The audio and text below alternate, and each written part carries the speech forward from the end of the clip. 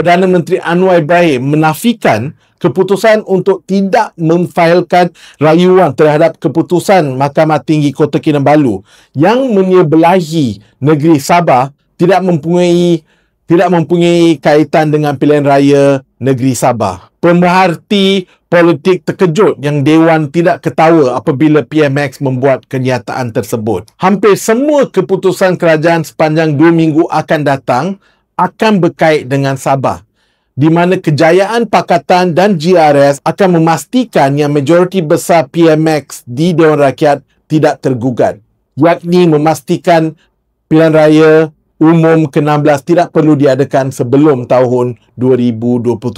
Cara Anwar menyatakan yang pejabat peguam negara tidak menolak keputusan tetapi hanya menyoal beberapa alasan yang telah diberi oleh Mahkamah Tinggi untuk keputusan, memberi gambaran yang selepas pilihan raya Sabah, Putrajaya masih boleh mencari jalan atau bertindak untuk merayu semula keputusan Mahkamah Tinggi Kota Kinabalu. Kerana apa yang terlibat adalah bayaran tertunggak untuk 47 tahun.